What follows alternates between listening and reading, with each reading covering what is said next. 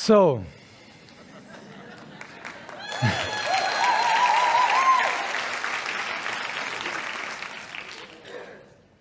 I'm here to share something with you that has changed my life and still is changing who I am in this world, and has everything to do with this piece of land here in Ibiza.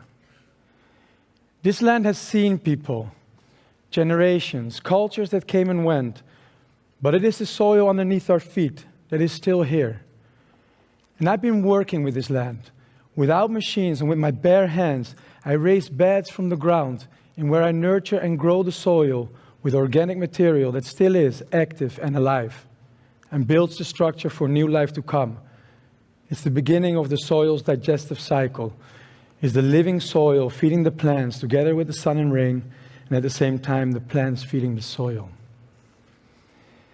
And as I went along, I saw how the soil changed its color, becoming darker, richer with life.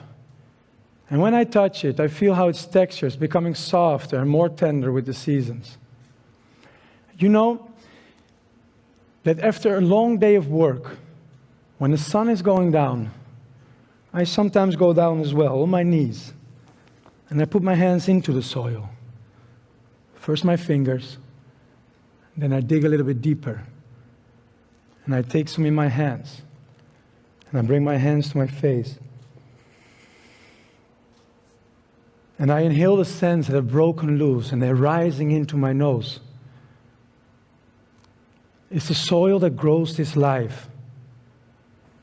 The sense of this earth, sense of last season's plants fermenting. It's completely different than rotting. Maybe you remember walking through a wet forest after the rain. It's a bit like that.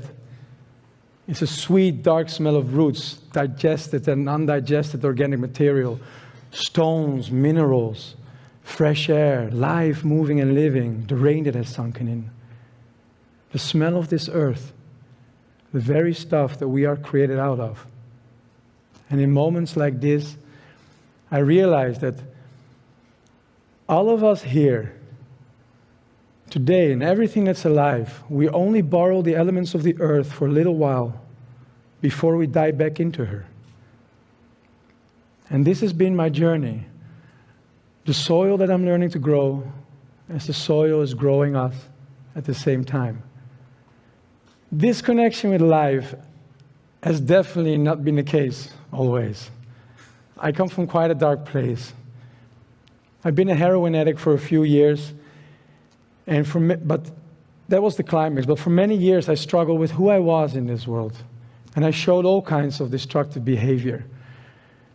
And even though many of them felt thrilling at the time, I caused harm to people that I deeply care about.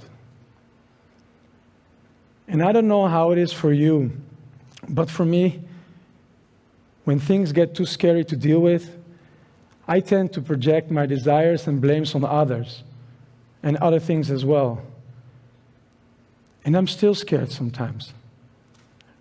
But somehow by being present on the land and working with the soil day in, day out, from dark till dark, I begin to see which part I play in the struggles of feeling disconnected, where I'm avoiding responsibilities. Basically, where I'm not free. And in this way, step by step, the soil is literally becoming the ground of my life. And it's this handful of soil that contains an intensity of life that is not seen anywhere else in the universe. And it's growing life out of life through death, revealing that there is nothing final or ultimate, not even our own brokenness. And that life is a continuous relationship of appearing and disappearing. And that our living experience is not separated from anything else that's present in our life. Not from the earth as a whole, the rivers, the trees, insects, but also the streets, how we decorate our houses, the walls we set up, poverties that we encounter outside ourselves, but also within our own minds.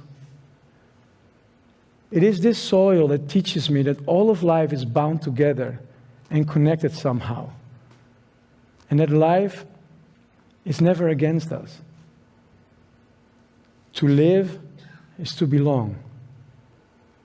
In the end, it's all a process of becoming, bearing fruit, and dying for new growth to happen.